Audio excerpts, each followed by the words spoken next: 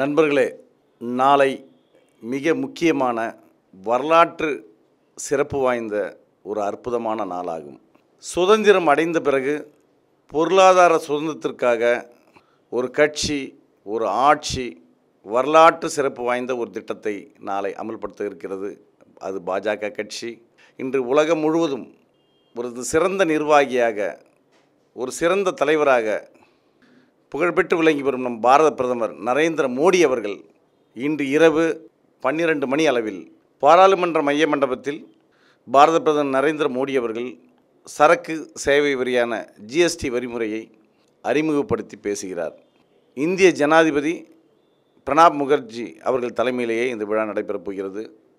மத்திய அமைச்சர்கள் அனைவரும் கலந்து கொள்கிறார்கள். பாராளுமன்ற உறுப்பினர்கள் அனைவரும் கலந்து கொள்கிறார்கள். வரலாற்று முக்கியத்துவம் வாய்ந்த இந்த விழாவை காங்கிரஸ் கட்சி, திமுக வெளிநடப்பு செய்வோம் என்று அறிவித்துள்ளது. இது எதிர்பார்த்த ஒன்றுதான்.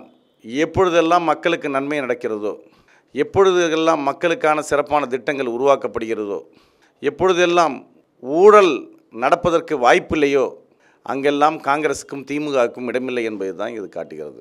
இந்த திட்டத்தை பொறுத்தவரை ஏழை மக்கள் பாதிக்காத வரை, நடுத்தர மக்களின் வாழ்வாதாரம் பாதிக்காத வகையில் சிறு வியாபாரிகள், குறு வியாபாரிகள், பெரு வியாபாரிகள் முதல் அனைவருக்கும் பொதுவான ஒரு வரிமுறையை உருவாக்க வேண்டும் என்று விரும்பி பல ஆண்டு காலமாக பல்வேறு சீர்திருத்தங்களோடு இந்த ஜிஎஸ்டி வரிமுறையை மேலும் பல்வேறு ஆலோசனை கமிட்டிகளை அமைத்து மாற்றி ஆய்வு செய்து ஒரு சிறந்த முறையிலே இன்றைக்கு ஜிஎஸ்டி வரி விதிப்பு முறை அமுல்படுத்த இருக்கிறது. 5%, 12%, 18%, 28% என்கிற அளவிலே இன்றைக்கு இந்த வரி விதிப்பு முறை உள்ளது. ஒரே சீரான இந்த வரி விதிப்பு முறையால் எந்த குழப்பமும் ஏற்படாது. லஞ்ச லாவணியங்களுக்கு இடம் இருக்காது. அதிகாரிகள் இனி லஞ்சம் பெற முடியாது. முதலாளிகள் இனி வரி ஏய்ப்பை நடத்த முடியாது. தொழில் நடந்தால் வரி இருக்கும். அந்த வரி முறையாக அரசாங்கத்திற்கு முறையாக வரி போய் சேரக்கூடிய அளவிற்கு பல சட்ட நுணுக்கங்களோடு பெரும் முதலாளிகள் ஏமாற்றாத வழியிலே, சிறு முதலாளிகள் தங்கள் வியாபாரத்தை நன்கு பெருக்கும் வகையில், பாதிக்கப்படாத வகையில் 20 லட்சத்துக்கு குறைவாக வியாபாரம் செய்யக்கூடியவர்களுக்கு ஜிஎஸ்டி வரியிலிருந்து விலக்கு அளித்து 75 லட்சம் ரூபாய் வரை வியாபாரம் செய்வர்களுக்கு ஒரு குறைந்த அளவிலான வரி உரிமை நிர்ணயித்து 75 லட்சத்துக்கு மேல் வியாபாரம் செய்வர்களுக்கு என்று ஒரு வழிமுறை உருவாக்கி என பல்வேறு தரப்பினருக்கும் தேவையான அளவு பல்வேறு வழிகளில் அவர்களுக்கு பிரச்சனை இல்லாத வகையில் இந்த வரி விதிப்பு அமல்படுத்த இருக்கிறது. இந்த வரி விதிப்பு என்பது எப்பொழுதுமே ஒரு திட்டமாக இருந்தாலும் சரி, ஒரு வியாபாரமாக இருந்தாலும் சரி, இல்லை ஒரு கொள்கையாக இருந்தாலும் சரி, எதற்கும் சிறிது கால அவகாசம் வேண்டும். அதை புரிந்து கொள்வதற்கு கால அவகாசம் வேண்டும். நம்முடைய எதிர்கட்சிகளுக்கு எந்த விஷயத்தையும் முழுமையாக புரிந்து கொள்ளக்கூடிய அந்த எண்ணமே இல்லை. ஒரு விஷயத்தை புரிந்து கொள்வதற்கு முன்னாகவே இது இப்படி நடந்துவிடும், இது அப்படி நடந்துவிடும் என்றெல்லாம் கற்பனையாக மக்களை குழப்புவதிலேயே கவனத்தை செலுத்தி நல்ல விஷயங்கள் நடக்காமலேயே இந்த 65 ஆண்டு காலம் ஏமாற்றி வந்துள்ளனர். இனி இந்த குழப்பங்களுக்கு இடம் இல்லாத வகையில், மக்களுக்கு புரியும் வகையில், மக்கள் மனதில் பதியும் வகையில் பல்வேறு சிறப்பு முகாம்கள் இன்றைக்கு ஜிஎஸ்டி வரி விதிப்பு முறை கொடுத்து சிறிய, நடுத்தர, ஏழை வியாபாரிகளாக இருந்தாலும் சரி, பெரு வியாபாரிகள் இருந்தாலும் சரி, அவர்களுக்கான விளக்கங்களுக்கான பல்வேறு கருத்தரங்குகள், பல்வேறு கூட்டங்களை இன்றைக்கு ஜிஎஸ்டி கவுன்சில் ஏற்பாடு செய்துள்ளது. சந்தேகங்களை தெளிவுபடுத்தக்கூடிய பல்வேறு விளம்பரங்கள் எல்லா நாளிதழ்களிலும் அச்சிடப்பட்டு வந்துள்ளது. அதனால் பொதுமக்கள் அனைவரும், சிறு குறு வியாபாரிகள் அனைவரும் உங்களுக்கு இருக்கக்கூடிய சந்தேகங்களை முதலில் போக்கிக் கொள்ளுங்கள். ஜிஎஸ்டி வரி விதிப்பு முறையை புரிந்து கொள்ளுங்கள். நீங்கள் ஜிஎஸ்டி வரி விதிப்பு முறையை புரிந்து கொண்டீர்கள் என்றால் உண்மையிலேயே நாளை அந்த வரலாற்று சிறப்பு முக்கியத்துவம் வாய்ந்த பொருளாதார சுதந்திரத்தை கொடுக்கக்கூடிய ஜூலை 1ஆம் தேதியை நீங்கள் தீபாவளியாகத்தான் கொண்டாடுவீர்கள். உறுதியாக சொல்கிறேன். ஏனென்றால் தொடர்ந்து பல்வேறு கருத்தரங்களில் நான் பங்கு கொண்டுள்ளேன். பல கேள்விகளை முன்வைத்துள்ளேன். பல விளக்கங்களையும் பெற்று வந்துள்ளேன். இதை புரிந்து கொள்ளாமல் இன்றைக்கு எதிர்கட்சிகள், குறிப்பாக மக்களை ஏமாற்றியே தங்களை ஏமாற்றி கொண்டு தேய்ந்து போய் அழிந்து போன கம்யூனிஸ்டுகள், குறை சொல்வதற்காக பிறந்த கம்யூனிஸ்டுகள் இதை பற்றி தவறான புரிதலை மக்களிடம் கொண்டு செல்கின்றனர்.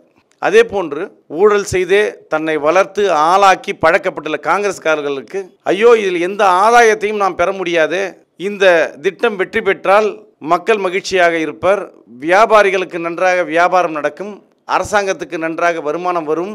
இந்த அரசு நிலையான அரசாக இந்தியாவை ஒரு செல்வ செழிப்பான நாடாக கொண்டு போய்விடும், இதனால் தங்களுடைய ஊழல் வாழ்வாதாரம் அழிந்துவிடும் என்ற அடிப்படையில் இதை எதிர்ப்பதற்கு துணிந்து வருகின்றன. ஊழல் என்றாலே காங்கிரஸ், அந்த ஊழலோடு சம்பந்தப்படுத்தி எந்த நிகழ்வு வந்தாலே திமுக என்ற அடிப்படையில் திமுகவும் ஜிஎஸ்டி வரிப்பினை கண்மூடித்தனமாக ஏற்று வருகிறது. திராவிட முன்னேற்ற கழகத்தின் செயல் தலைவர் ஸ்டாலின் அவர்களுடைய அறிக்கையிலே சொல்கிறார், அவசரமாக ஜிஎஸ்டி வரி விதிப்பை இன்று அமல்படுத்தக்கூடிய மத்திய அரசு, அவசரமாக மாநில அரசு இந்த வரி விதிப்பிற்கு ஆதரவு தெரிவித்து மத்திய அரசோடு சேர்ந்து இயங்கி வருகிறது என்று ஒரு குற்றச்சாட்டை வைத்துள்ளார். இது உண்மையிலேயே, அதாவது எப்படி சொல்வதென்றால், அரசியல் அறிஞர்களுக்கு, அதிகாரிகளுக்கு, வியாபாரிகளுக்கு, ஆடிட்டர்களுக்கு நன்றாக தெரியும் ஸ்டாலின் அவர்களுடைய குற்றச்சாட்டு எந்த அளவுக்கு உண்மைக்கு புறம்பானது என்று. ஏனென்றால் ஜிஎஸ்டி முறையை பற்றி இன்றைக்கு 3 ஆண்டுகளாக பேசிக்கொண்டே வந்திருக்கிறோம். பல்வேறு மாற்றங்கள், ஒவ்வொரு நாளும் மக்களுடைய குறைகளை கேட்டு, ஒவ்வொரு நாளும் பல்வேறு சங்கங்களை அழைத்து பேசி, அவர்களுக்கு உடைய பிரச்சனைகளை கேட்டு தெரிந்து கொண்டு இன்றைக்கு பல்வேறு முகாம்களை நடத்தி பல்வேறு மாற்றங்களை கொண்டு வந்திருக்கிறார்கள். அது மட்டுமல்ல, இன்றைக்கு ஜிஎஸ்டி அமுல்படுத்திய பிறகும் கூட இன்றைக்கு ஏதாவது ஒரு குறைகள் இருந்தால் அதை நிவர்த்தி பண்ணக்கூடிய அளவுக்கு மத்திய அரசை பொறுத்தவரைக்கும் மிக தெளிவாக இருக்கிறது. அதைத்தான் மக்கள் புரிந்து கொள்ள வேண்டும், அனைவரும் தெரிந்து கொள்ள வேண்டும். எந்த ஒரு திட்டத்தை அமல்படுத்தினாலும் அதில் சிறு குறை என்றாலும் அந்த திட்டத்தை மாற்றக்கூடிய, அந்த திட்டத்தை மீண்டும் சிறப்பாக செயல்படுத்தக்கூடிய ஒரு தைரியமும் தன்னம்பிக்கையும் உடைய அரசு தான் நமது மத்திய பாஜக மோடி அரசு. எனவே இந்த ஒரு பொருளாதார சுதந்திரத்துக்காக 65 ஆண்டுகளாக பல்வேறு கொள்ளை கூட்ட கட்சிகளிடையே பாடுபட்டு கொண்டிருந்த நமக்கு ஒரு விடுதலையை ஏற்படுத்தி கொடுத்த பாரத பிரதமர் நரேந்திர மோடி அவர்களுக்கு நன்றி தெரிவிக்கும் வகையில் இன்று இரவு 12 மணி முதல் நாம் நம் கொண்டாட்டங்களை தொடங்க வேண்டும் என்று அனைத்து தமிழக மக்களுக்கும், அனைத்து வியாபாரிகளுக்கும் நான் கேட்டுக்கொள்கிறேன். எப்போவுமே ஒரு நல்ல விஷயம் நடக்கிறது என்றால் அதனுடைய கொஞ்சம் ஊசி போட்டால் என்ன சொல்கிறதுனா, ஒரு ஜுரத்துக்கு ஊசி போடும்போது வலிக்க தான் செய்யும், மாத்திரை போட்டால் கசக்க தான் செய்யும். ஆனால் அந்த ஜுரம் தெளிந்து அந்த உடலில் அந்த அசதி நீங்கி மகிழ்ச்சியுடனும் புத்துணர்ச்சியும் அடையும் போது தான் அந்த உண்மைத்தன்மை விளங்கும். அதுபோல் இந்த ஜிஎஸ்டி வரி விதிப்பு நம் வாழ்க்கையில், நம் குழந்தைகள் வாழ்க்கையில், எதிர்கால சந்ததியினரின் வாழ்க்கையில், நமது தேசத்தின் வளர்ச்சியில் ஒரு மிக முக்கிய பங்கு வகிக்கும். இதற்காக பாரத பிரதமர் நரேந்திர மோடி அவர்களுக்கும், மத்திய பாஜக அரசுக்கும், அதனுடைய அமைச்சரவைக்கும், நிதியமைச்சர் அருண் ஜேட்லி அவர்களுக்கும், மத்திய அமைச்சர் நிர்மலா சீதாராமன் அவர்களுக்கும் நம்முடைய நன்றியை நாம் தெரிவித்துக் கொள்ள வேண்டும். குறிப்பாக நிர்மலா சீதாராமன் அவர்கள் எங்கெல்லாம் தொழிற்சாலைகளாக இருக்கட்டும், வியாபாரிகளாக இருக்கட்டும், எங்கெங்கெல்லாம் அவர்களுக்கு குறைகள் இருக்கிறதோ தேடி ஓடி சென்று உதவிகளை செய்வதில் ஒரு சிறந்த நிர்வாகியாக இன்றைக்கு செயல்பட்டு வருகிறார். சென்னையிலும் கோயம்புத்தூரிலும் நடந்த ஜிஎஸ்டி விளக்க கருத்தரங்கில் ஒவ்வொரு பிரச்சனைக்கும் தெளிவான விளக்கங்களை அவர் வழங்கினார். அவர் மட்டுமல்ல, அதிகாரிகளும் முழு ஒத்துழைப்பு கொடுத்து நமக்கு வழங்கியிருக்கிறார்கள். தாமரை டிவியிலும் ஜிஎஸ்டி குறித்து ஒரு சிறு விளக்கத்தை தரக்கூடிய ஒரு பதிவை நாங்கள் வழங்கி இருக்கிறோம். உங்களுக்கு எந்த சந்தேகம் இருந்தாலும் ஜிஎஸ்டி கவுன்சிலில் பத்திரிகையில் வரக்கூடிய விளம்பரங்களிலே தெளிவாக தொலைபேசி எண்கள் கொடுக்கப்பட்டுகின்றன. அந்த தொலைபேசி எண்களை நீங்கள் தொடர்பு கொண்டு அந்த விளக்கங்களை கேளுங்கள். நாங்களும் உங்களுக்கான பல்வேறு கருத்தரங்குகளை உருவாக்க காத்திருக்கிறோம். நீங்கள் பங்கு கொண்டு புரிந்து கொண்டு பயன்பெறுங்கள். நன்றி.